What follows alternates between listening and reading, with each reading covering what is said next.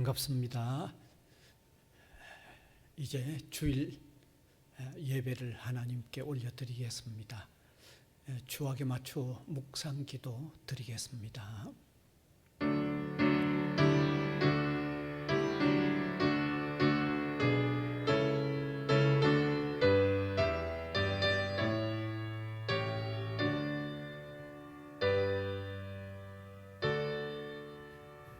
어제나 오늘이나 영원토록 한결같이 우리를 사랑하시고 인도해 가시는 하나님, 감사를 드립니다.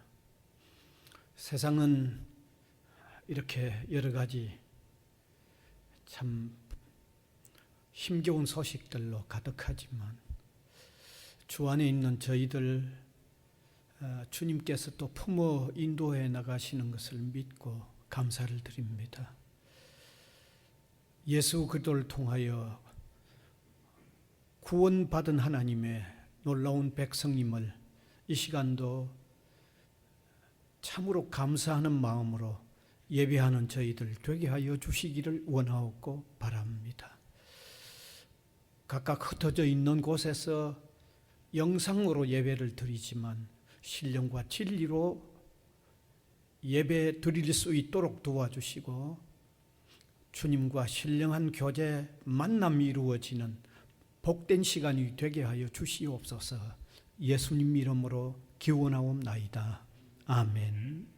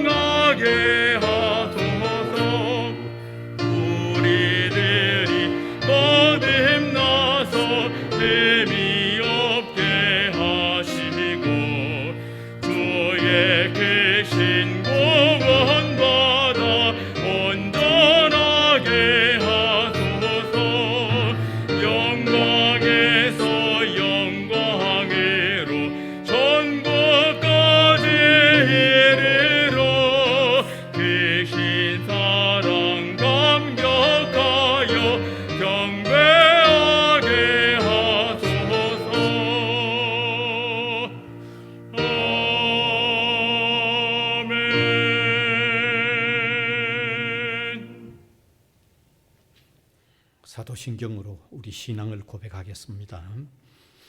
전능하사 천지를 만드신 하나님 아버지를 내가 믿사오며 그 외아들 우리 주 예수 그리스도를 믿사오니 이는 성령으로 잉태하사 동정녀 마리아에게 나시고 본디오 빌라도에게 고난을 받으사 십자가에 못 박혀 죽으시고 장사한 지 사흘 만에 죽은 자 가운데서 다시 살아나시며 하늘에 오르사 전능하신 하나님 우편에 앉아 계시다가 저리로서 산 자와 죽은 자를 심판하러 오시리라. 성령을 믿사오며 거룩한 공회와 성도가 서로 교통하는 것과 죄를 사하여 주시는 것과 몸이 다시 사는 것과 영원히 사는 것을 믿사옵나이다. 아멘. 교동문 71번입니다.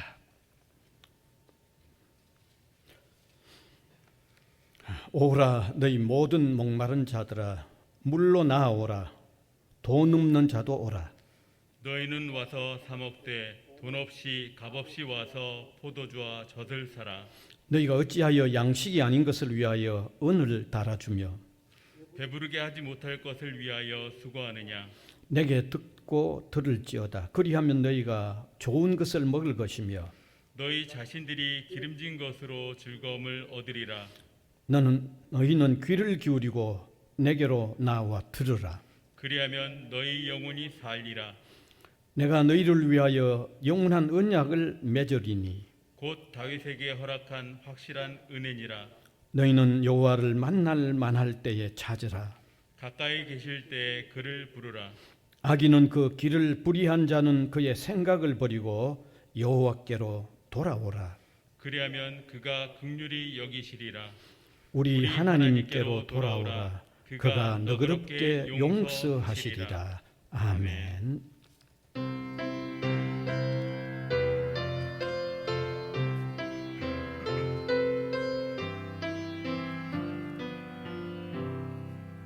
주 날개 밑 내가 편안히 쉬네. 밤 깊고 비바람 불어쳐도 아버지께서 날 지켜주시니 거기서 평안히 쉬리로다. 주 날개 밑 평안하다. 그 사랑 끊을 자니요. 주 날개 밑 내쉬는 영혼 영원히 거기서 살림. 주 날개 밑 나의 피난처 되니 거기서 쉬기를 원하노라. 세상이 나를 위로치 못하나 거기서 평화를 누리리라. 주 날개 밑 평안하다. 그 사랑 끊을 자니요. 주 날개 밑 내쉬는 영혼 영원히 거기서 살림. 주 날개 밑 참된 기쁨이 있네. 고달픈 세상 길 가는 동안 나 거기 숨어 돌보심을 받고 영원히 안식을 얻으리라. 주 날개 밑 평안하다. 그 사랑 끊을 자니요. 주 날개 밑 내쉬는 영혼 영원히 거기서 살리.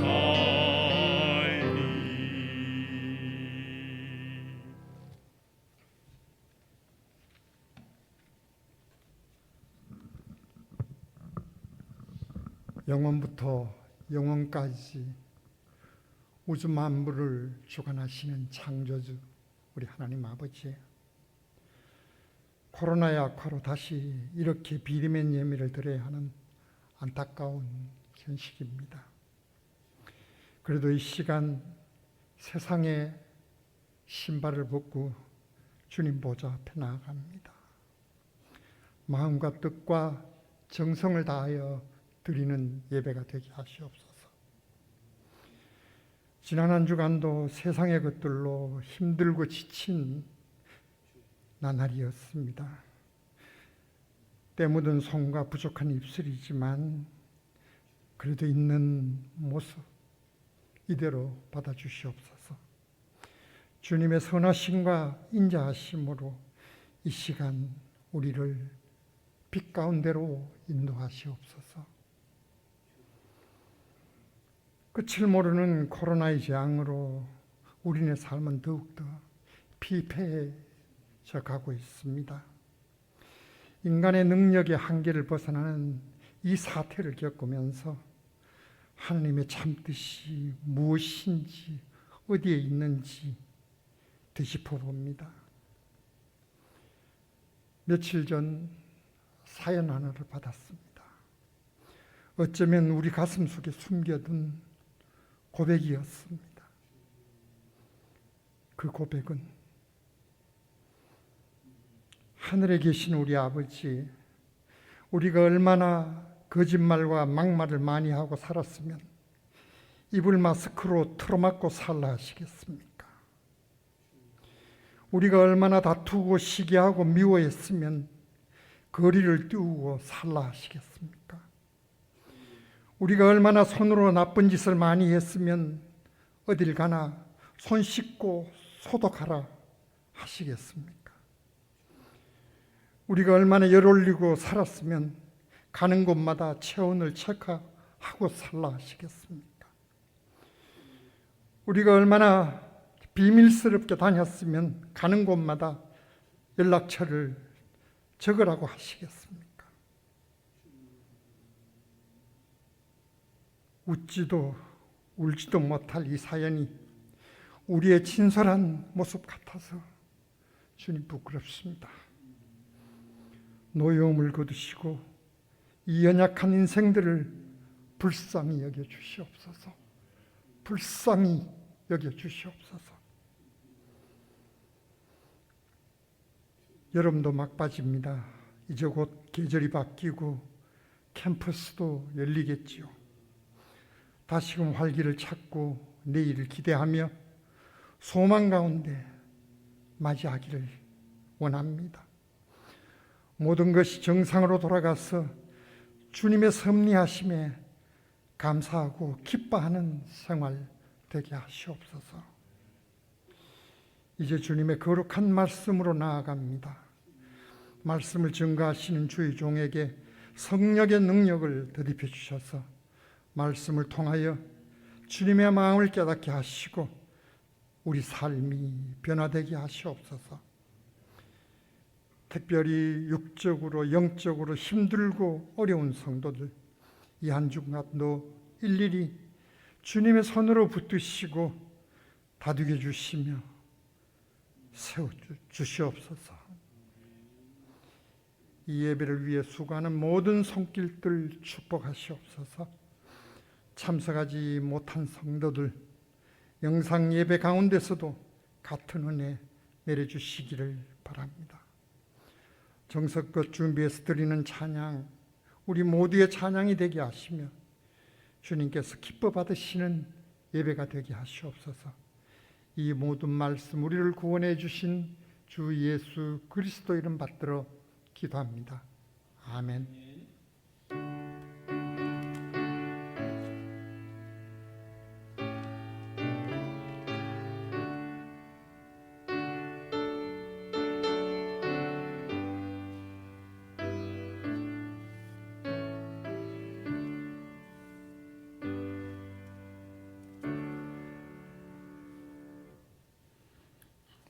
하나님의 말씀은 구약성경 룻기 1장 6절에서 14절까지 되겠습니다.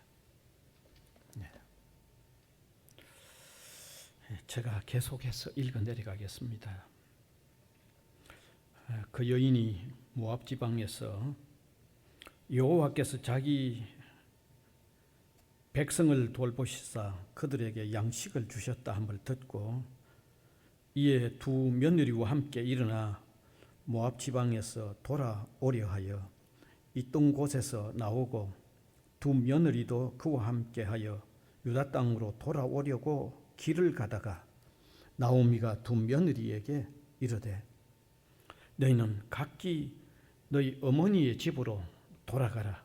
너희가 죽은 자들과 나를 선대한 것 같이 여호와께서 너희를 선대하시기를 원하며 여호와께서 너희에게 허락하사 각기 남편의 집에서 위로를 받게 하시기를 원하노라 하고 그들에게 입맞춤에 그들이 소리를 높여 울며 나오미에게 이르되 아니니이다.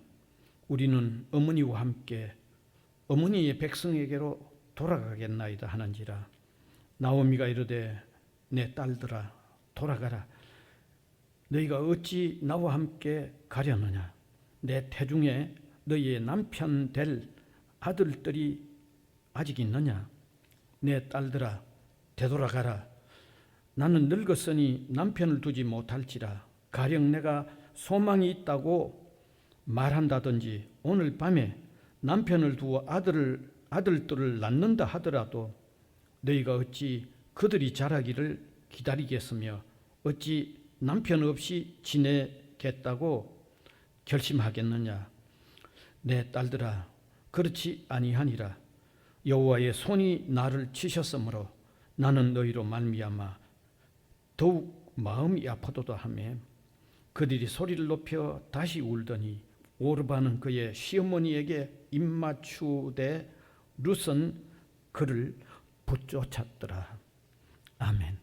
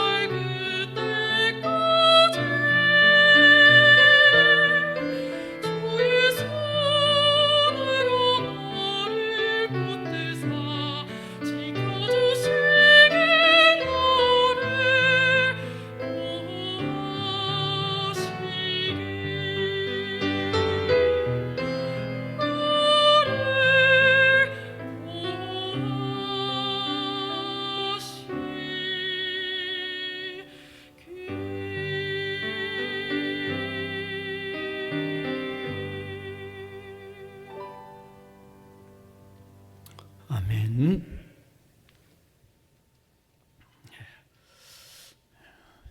이미 지난 그 앞주일 이 본문으로 첫 번째 메시지를 나누었던 내용입니다.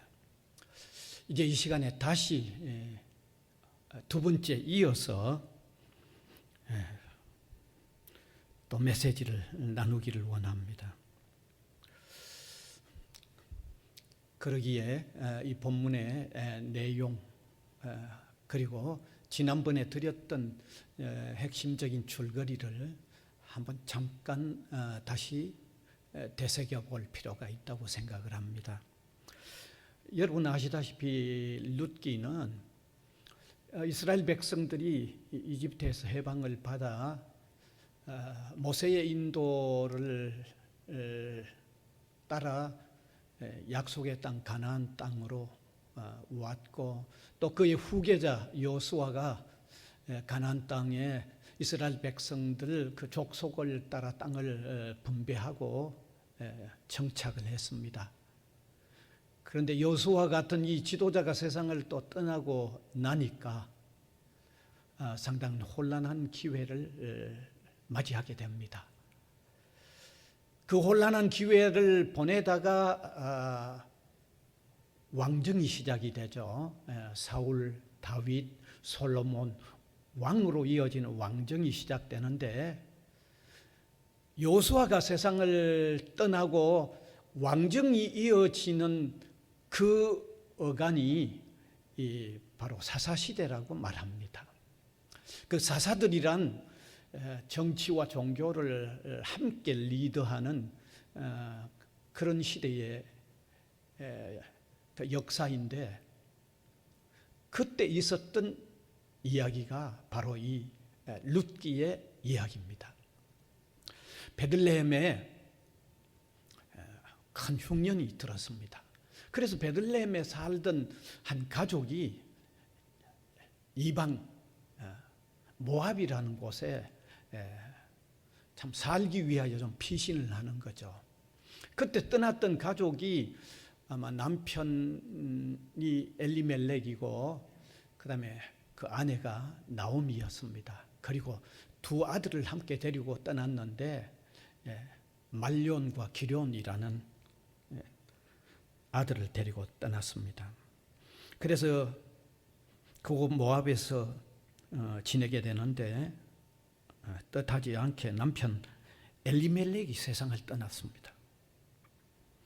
그래서 나오미와 두 아들만 남게 됐죠. 그런데 어머니는 두 아들을 그곳에서 결혼을 하도록 합니다.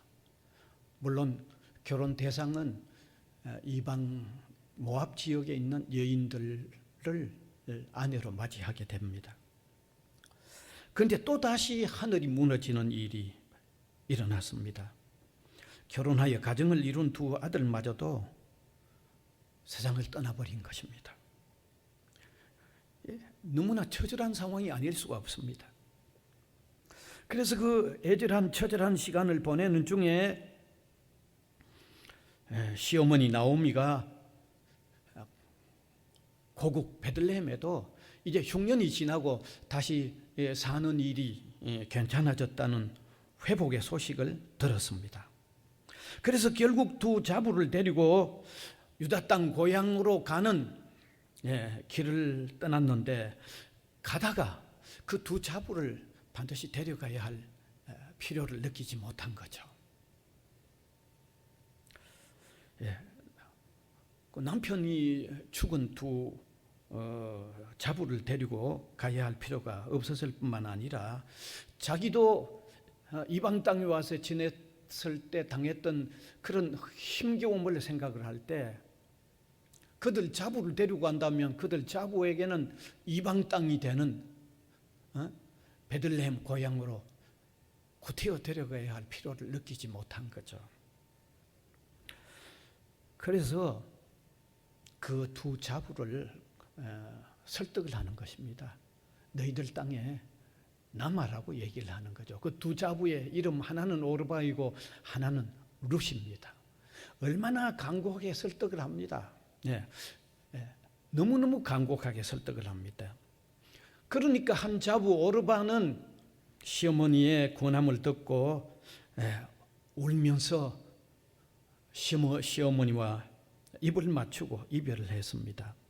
그런데 다른 한 자부 룻은 아무리 권해도 듣지 않습니다. 본문 14절입니다. 같이 한번 읽읍시다. 그들이 소리를 높여 다시 울더니 오르반은 그의 시어머니에게 입맞추되 룻은 그를 붙쫓았더라 됐습니다. 끝내 룻은 시어머니 나오미를 붙쫓았다고 되어 있습니다. 여기 붙쫓았다는 말은 지난번도 설명을 드렸듯이 열애하다 혹은 살이 뼈에 붙어 있다라고 하는 그런 원어의 의미가 있습니다. 그러니까 살이 뼈에 붙어 있어서 서로 분리하기 어려울 만큼 아주 강력하게 따라 나섰다고 하는 그런 의미죠. 여러분, 왜 룻이 그처럼 시어머니를 따라가려 했을까요? 과거의 목회자들은 어버이 주일이 되면 이 본문을 읽고 룻이 나오미를 지극정성으로 효도했다는 내용을 들면서 효도에 대한 메시지를 나눕니다. 사실 그런 의미가 분명히 있습니다. 네. 그래서 어버이 주일에 이 본문 가지고 또 효에 대하여 설교를 할 만합니다. 그러나 성경의 기록은 단지 효에 대한 내용을 말하기 위해서 기록한 것은 아닐 거라는 것을 우리가 충분히 짐작할 수 있습니다. 그보다 더 소중한 신앙적인 의미가 틀림없이 들어있다는 사실을 우리가 피할 수가 없는 것입니다. 그래서 지난번에 제가 먼저 그 첫 번째 의미로 시어머니의 고향인 유다 땅에 거기에 진정한 평안이 결국 있을 거라는 것을 내다보고 확신했기 때문에 나오미를 붙쫓아 가려 했다고 한 내용을 이미 2주 전에 말씀을 드렸습니다. 룻이 태어나고 자라났던 그곳은 하나님을 섬기는 곳이 아니었습니다. 이방 모압 땅입니다. 모압 땅은 그모스 신을 섬기는 지역입니다.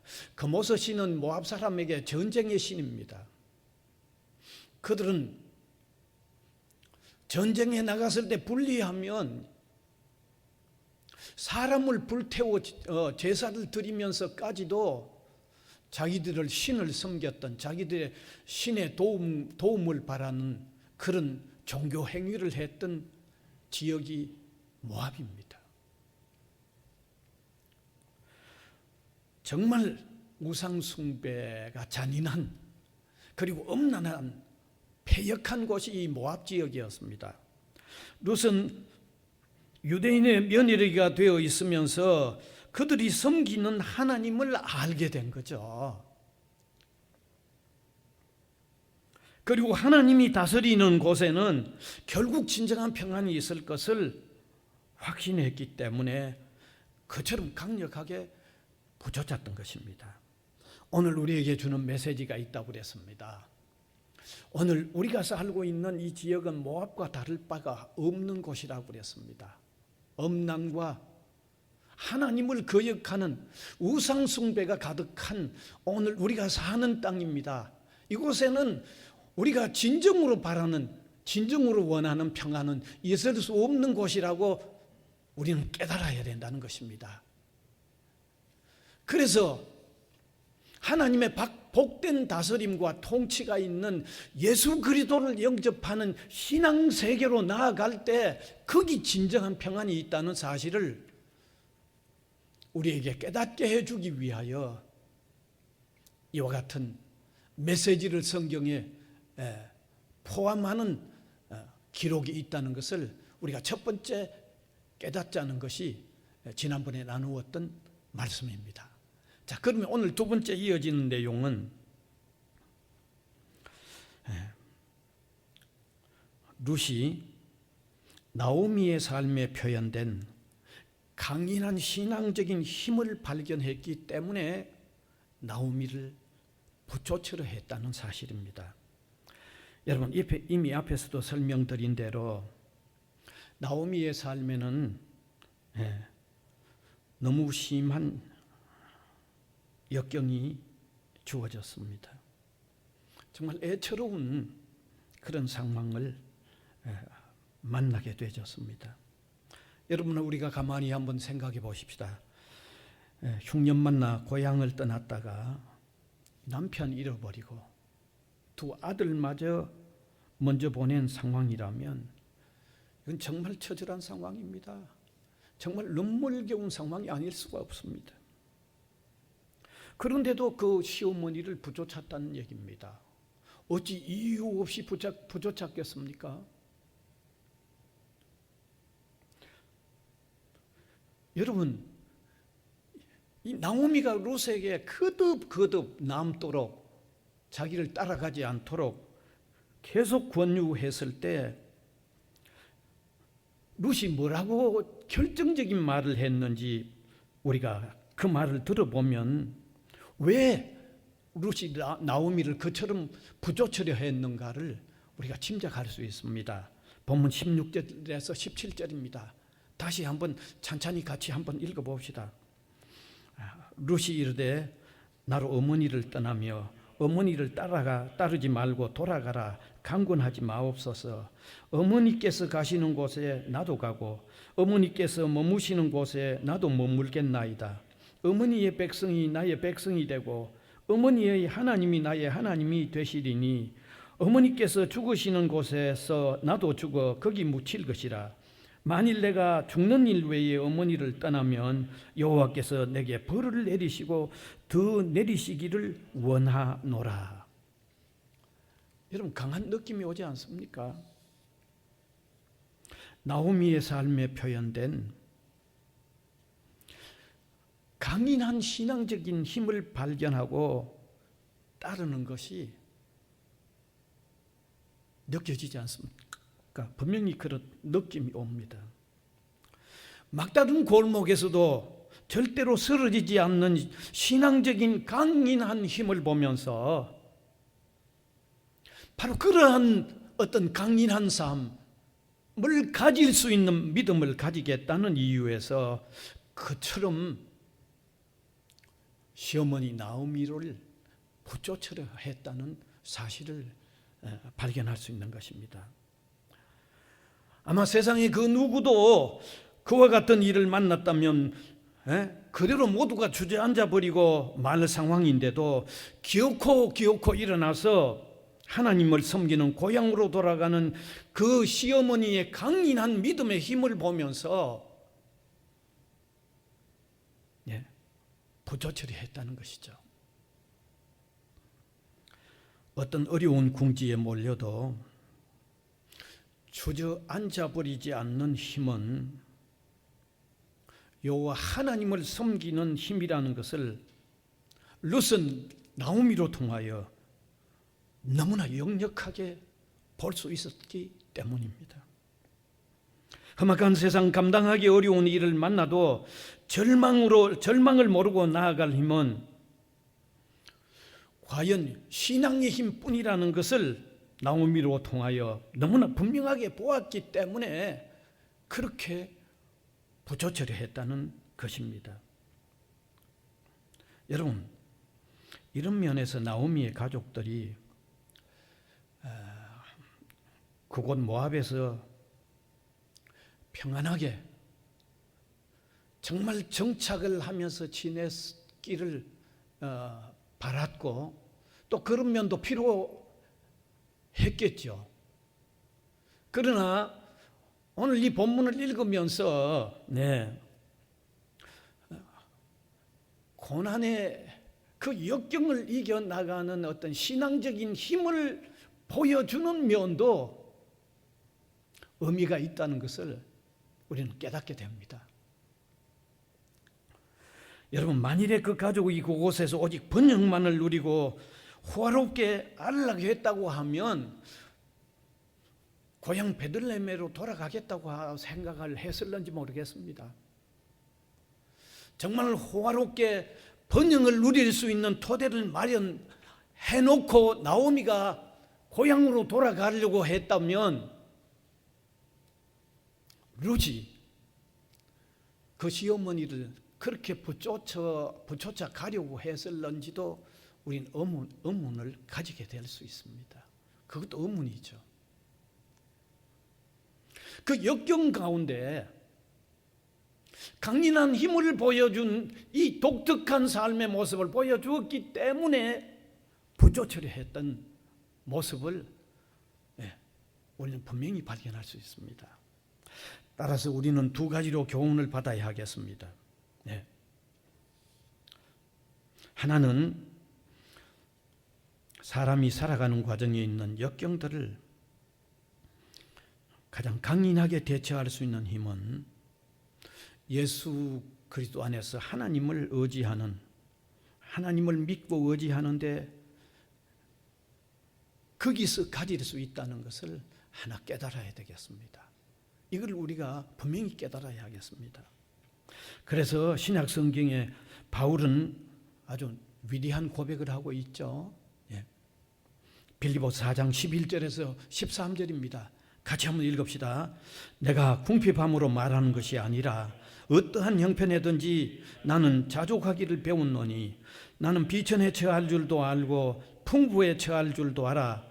모든 일 곧 배부름과 배고픔과 풍부와 궁핍에도 처할 줄 아는 일체의 비결을 배웠노라. 내게 능력 주시는 자 안에서 내가 모든 것을 할 수 있느니라. 이 바울의 고백을 사람들은 상당히 좀 오해하는 것 같습니다. 바울이 못할 일 없이 무엇이든지 다 할 수 있다고 하는 의미로 받아들이는 오해가 상당히 있는 것 같습니다. 여러분, 전체의 내용, 전후의 문맥 전체를 가만히 살펴보면 역경을 이겨 나가는 데 있어서 모든 것을 할 수 있다고 하는 그런 의미입니다. 무조건 못할 일이 없이 모든 것 다 할 수 있다는 그런 의미가 아니고 역경을 이겨나가는데 모든 일을 할 수 있다고 하는 그런 의미가 바로 오늘 읽은 이 내용입니다. 바울의 고백입니다. 그렇습니다. 여러분, 우리가 진실한 믿음을 다 가진다고 해도 반드시 모두가 건강하고 모두가 부유해지는 것 아닙니다. 그것은 감히 말씀드릴 수 있습니다. 그러나 우리가 진실한 믿음을 가지면 틀림없이 역경을 이겨나가는 데는 강인한 힘은 누구든지 다 가질 수 있다고 저는 감히 분명히 말씀드릴 수 있습니다. 사랑하는 성도 여러분, 우리의 믿음이 역경을 이겨나가는데 강력한 힘으로 나타날 수 있는 믿음의 삶을 살아갈 수 있기를 바랍니다. 너무나 나약하여 쉽게 낙심하고 절망하는 삶이 되지 않기를 바랍니다. 그 다음에 두 번째 우리가 교훈을 받아야 할 내용은 우리가 역경 가운데 강인함으로 통하여 다른 사람에게 영향력을 미쳐야 한다는 것, 이것도 우리가 교훈을 받아야 하겠습니다. 나오미의 역경 중에 강인한 삶은 룻이 그녀를 붙잡게 하는 원인으로 작용을 했다고 하면 바로 먼저 믿는 우리 신앙인이 그러해야 한다는 것을 우리가 깨달아야 하겠습니다. 이것은 먼저 믿는 그리스도인의 삶으로 통하여 아직도 그리스도를 모르는 사람에게 혹은 그리스도를 따르기 막 시작한 사람들에게 분명하게 보여주어야 할 소중한 신앙의 삶의 한 모습이라는 것을 깨달았으면 좋겠습니다. 여러분, 우리 신자가 조금 힘들고 어렵다고 주저앉아버리고 낙심한다고 하면 누가 그러한 신앙의 삶의 매력을 느끼겠습니까? 누가 그러한 삶의 어떤 부러움을 가지겠습니까? 그러나 하나님을 의지하는 사람이 다르다는 모습을 분명히 보여주려고 하면 역경의 때 그가 가진 신앙으로 강인함을 나타낼 때 사람들의 눈을 자극할 것입니다. 우리와 다른 저러한 삶이 어디에서 나올까 하는 관심을 가지고 그의 삶을 주시할 것입니다. 한 헌신적인 여신자에게 사위가 이렇게 말을 했습니다. 어머니, 나는 신앙이 좀 있는지 없는지 모르겠습니다. 그런데 어떤 때에 하나님이 계시지 않는 것 같이 느낄 때도 있습니다. 그런데 내가 장모님을 보면서 그 어려운 중에도 그 굳건하게 살아가는 모습을 보면서 하나님은 계신다는 확신을 제가 어머니를 보면서 때때로 느낍니다라는 얘기를 했다는 거죠. 여러분, 대단히 의미가 있는 이야기 아닐까요? 영국의 감리교를 창설했다고 할까요? 요한 웨슬리. 엄청난 풍랑 때에도 정말 두려워할 줄 모르는 신앙인들을 보면서 그가 다시 확신을 가졌다고 하지 않습니까? 그가 한 번은 모라비안 교도들이 타고 가는 배를 함께 탔어요. 엄청난 풍랑을 만났어요. 자신은 지금 두려워서 쩔쩔매고 있는데 그 엄청난 풍랑 가운데도 전혀 두려워하지 않는 이 모라비안 신앙인들을 보면서 나도 저런 신앙을 가져야 되겠다는 각오를 다시 가지기 시작했다는 거죠. 그가 후일에 감리교를 창설하잖아요. 사랑하는 성도 여러분, 룻은 나오미가 역경 가운데 강인함을 사는 그런 모습을 보면서 그녀를 보조처려 했다는 것입니다. 역경 가운데 강할 수 있는 유일한 방법은 예수 그리스도를 진실로 믿고 그 하나님을 온전히 의지하는 믿음의 삶에서 가능하다는 것. 이것 우리가 첫 번째로 깨달아야 되고, 두 번째, 우리가 믿음의 삶을 통하여 실제적으로 삶 속에 정말 강인하게 역경 가운데서도 강인하게 나타남으로 통하여 다른 사람에게 영향력을 미치는 이런 신앙의 삶을 사는 자리에까지 나가야 한다는 것을 오늘 이 말씀으로 통하여 함께 깨닫는 저와 여러분이 될 수 있기를 간절히 바랍니다. 자, 그 다음에 크게 세 번째 메시지는 신앙적인 선택과 결단을 취한 룻의 엄청난 복된 삶의 결과를 우리가 발견할 수 있습니다. 룻이 시어머니 나오미를 붙쫓은 전반부의 모습만 보면 참 누가 보아도 좋은 선택을 하지 못한 여인처럼 보입니다. 아무도 그녀를 잘했다 칭찬할 만한 선택이 아닙니다. 그의 삶의 전반부만 보면 분명히 그래야 합니다. 왜? 그가 붙쫓은 나오미의 가정은요, 흉년을 만나서 이방에 피신하여 온 가정이었기 때문입니다. 여러분, 고향의 흉년을 피하여 이방에 온 가정이었다면 출발부터 그리 볼품 있는 모습은 아니었기 때문입니다. 또 이방에서 지내는 동안에 남편 잃고 두 아들을 마저 잃어버렸습니다. 그러다 보니까 이방에서 재산을 많이 모아서 잘 살 수 있는 토대를 마련하여 참 금유환양으로 돌아가는 그런 나오미도 아니었습니다. 어쩌면 나올 때보다도 더 빈털터리로 지금 돌아가고 있는 그런 모습입니다. 이러한 시어머니를 붙여가는 그런 선택, 그런 결단은 납득이 잘 가지 않죠. 왜 그런 어머니, 그런 시어머니 따라가는지 납득이 잘 가지 않습니다.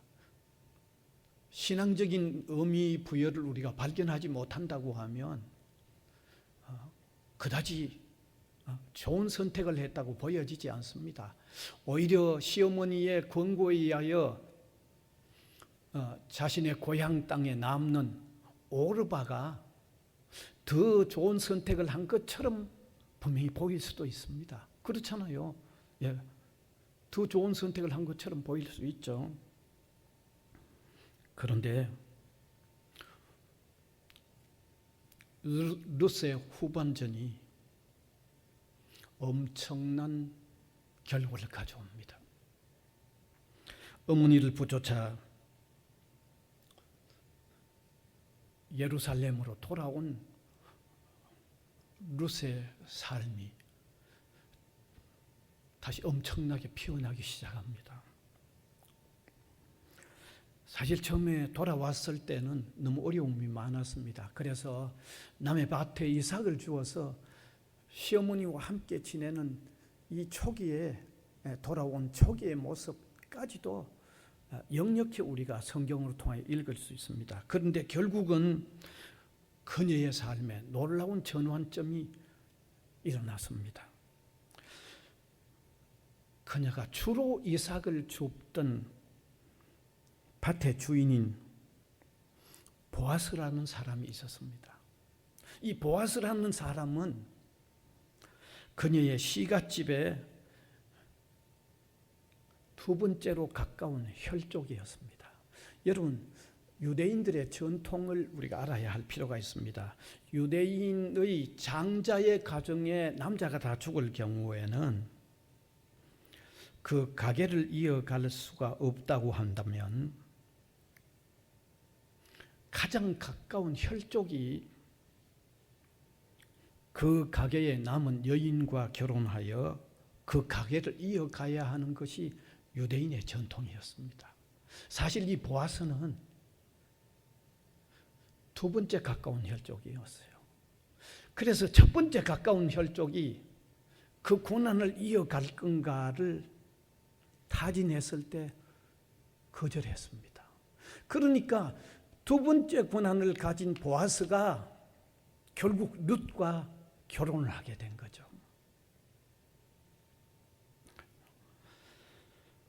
새로운 가정을 꾸리게 됐는데 복된 삶은 말할 것도 없고 하나님의 구원 역사에서 반짝이는 별들로 떠오르기 시작한 것입니다. 여기 보아스와 룻 사이에 태어난 아이가 오벳입니다. 이 오벳이 이스라엘의 성군이었던 다윗 왕의 할아버지였습니다. 예, 제가 지금 감격해지네요. 룻기의 마지막 부분인 4장 16절에서 17절이 이렇게 기록하고 있습니다. 여러분, 좌우 같이 읽읍시다. 나오미가 아기를 받아 품에 품고 그의 양육자가 되니 그의 이웃 여인들이 그에게 이름을 지어주되 나오미에게 아들이 태어났다 하여 그의 이름을 오벳이라 하였는데 그는 다윗의 아버지인 이새의 아버지였더라. 나오미에게 후계자가 생겨났기 때문에 아들이 태어났다고 되어 있고 그 아들이 다윗 왕의 할아버지가 되었다고 말하고 있습니다. 이 룻기 4장 가장 마지막 절 4장 22절은 이렇게 기록하고 있습니다. 같이 읽읍시다. 오벳은 이새를 낳고 이새는 다윗을 낳았더라. 이게 룻기의 끝부분입니다. 분명히 밝혀놓았죠. 뿐만 아니라 신약성경 마태복음 1장은 예수님의 족보를 기록하고 있는데 거기 5절에 이렇게 언급하고 있습니다. 같이 읽읍시다. 살몬은 라합에게서 보아스를 낳고 보아스는 룻에게서 오벳을 낳고 오벳은 이새를 낳고 이새는 다윗 왕을 낳으니라. 여러분, 예수님은 성령으로 잉타해 되었지만 어머니 마리아와 그의 남편이었던 요셉의 가문을 통하여 태어났기 때문에 예수님의 족보에 기록이 되어 있는 거죠. 이방인 롯은 지난날 가히 상상할 수 없었던 후반부의 삶에 들어서게 된 것입니다. 여러분, 신앙적으로 엄청난 축복받은 여인이 된 것입니다. 하나님의 구원 역사에 복받은 몇몇 대표적인 여인으로 기록된 것입니다. 사랑하는 성도 여러분, 이 시간에 우리에게 주는 소중한 메시지가 있습니다. 신앙적인 선택과 결단이 얼마나 중요한가를 우리에게 생생하게 말씀해 주고 있습니다. 너무나 중요한 말씀입니다. 사람이 예수 그리스도를 선택하고 결단할 그 당시에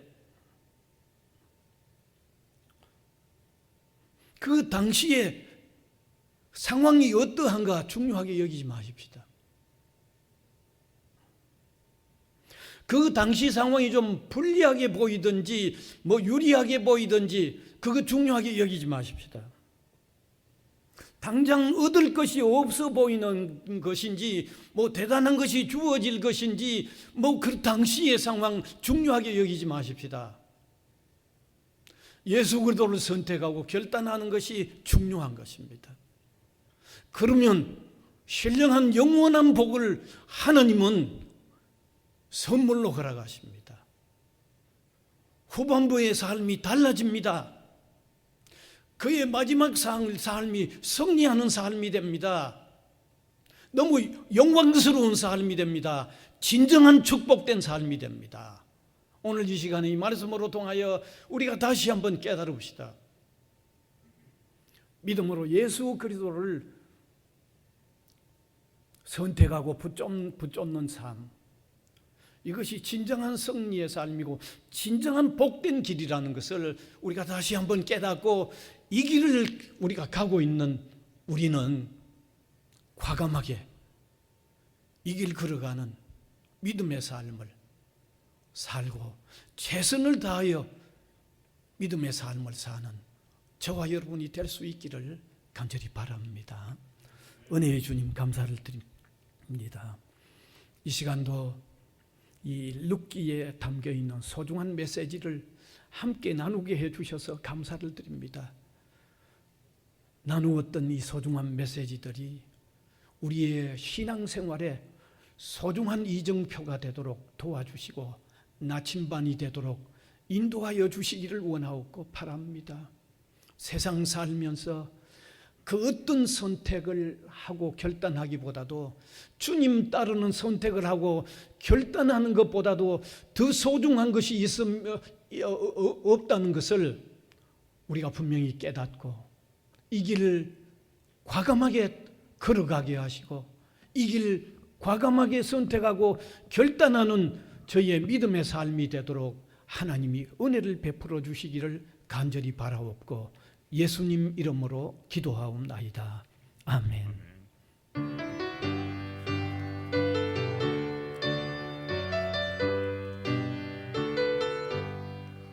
대산을 넘어 험곡에 가다 길 가운데로 걸어가면 주께서 항상 지키시기로 약속한 말씀 변치 않네.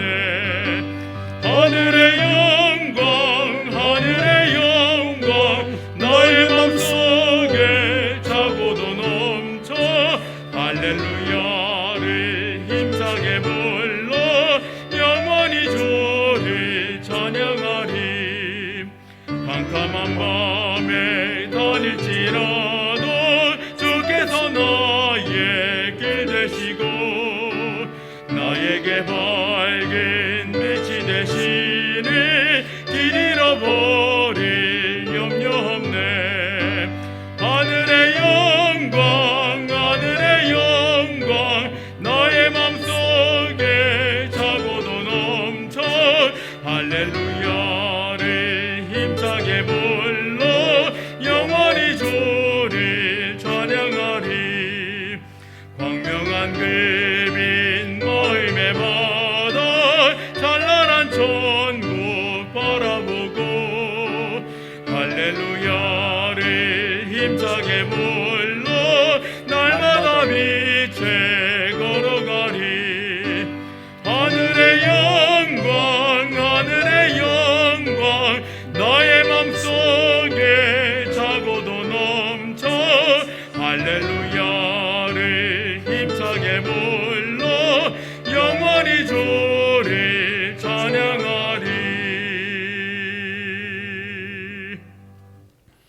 드려지는 헌금을 위하여 기도하겠습니다.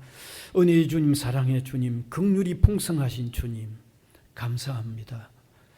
우리가 주님께 머리를 조아리고 기도할 때면 감사합니다라는 고백을 표현할 수밖에 없습니다. 세상이 다 표현할 수 없는 무궁무진한 은혜를 입혀 주셨기 때문입니다. 주님이 우리에게 베푸신 그 은혜의 무궁한 세계를 더 깊이 깨닫고 더 따라야 할 이유가 분명한 이유 위에서 따르고 감사하며 따르며 기쁘게 따르는 저희들이 되게 하여 주시기를 원하옵고 바랍니다.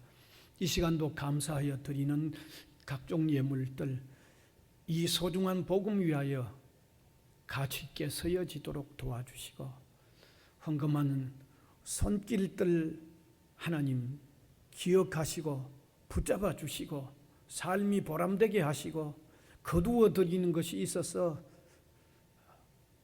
주님께, 주님의 나라 확장에 주님께 영광이 되는 삶을 살게 하여 주시옵소서.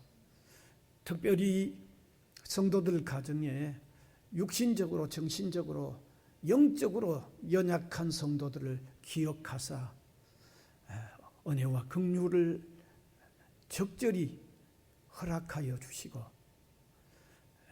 또 감사와 영광을 돌리는 삶으로 이어지도록 인도하여 주옵소서. 또 우리 학원 위에도 주님이 베푸시는 은혜와 긍휼이 있도록 인도하여 주시옵소서. 예수님 이름으로 기도하옵나이다. 아멘.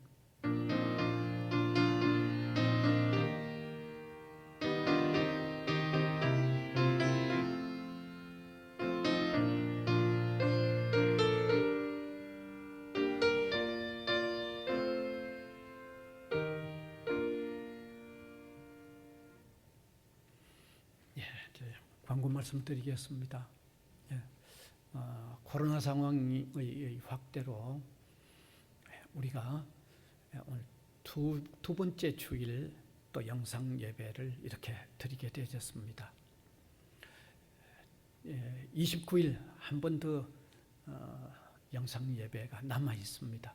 어디 있든지 영상으로라도 반드시 예배에 참여하시길 바랍니다. 아마 특별한 상황이 없으면 9월 첫 주부터는 대면 예배로 시작하려고 합니다. 그러나 또 부득한 상황이 계속된다면 또 그때 다시 알려드리겠습니다. 어쨌든 9월 첫 주부터는 영상 예배를 그만하고 대면 예배를 드리려고 합니다. 수요 예배는 그대로 비대면 영상 예배가 진행됩니다. 자, 그다음 지난주 온라인으로 헌금하셨던 분이 되겠습니다. 확인을 하시면 좋겠습니다. 그다음 온라인 헌금 방법이 영상으로 보여지죠. 저렇게 이용하시면 되겠습니다. 광고 이상입니다. 635장 찬송 드리겠습니다.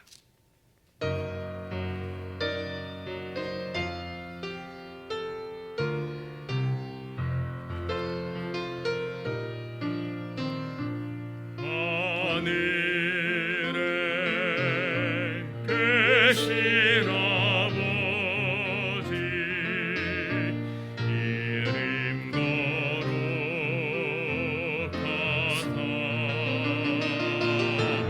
주님 나라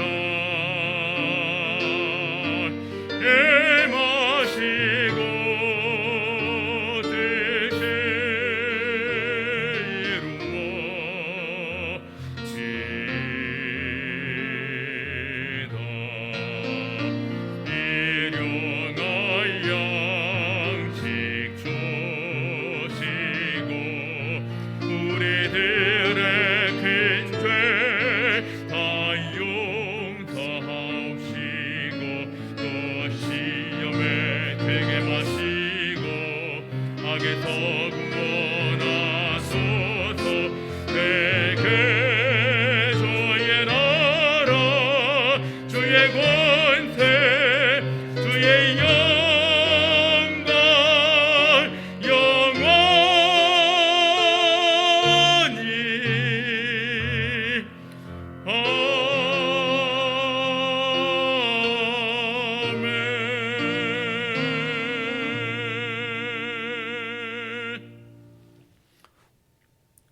우리 구주 예수 그리스도의 은혜와 하나님 아버지의 무한하신 사랑하심과 성령님의 감화, 감동, 교통해 주시는 역사가 예배로 영광을 올려드리는 주님의 백성들 한 사람 한 사람 위에와 복음을 위하여 세워진 이 기관 위에 항상 함께 있을지어다. 아멘.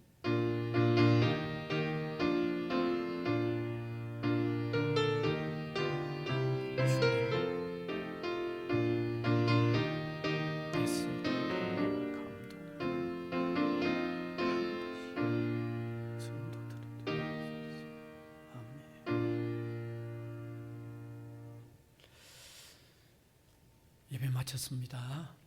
평안히 잘 계십시오.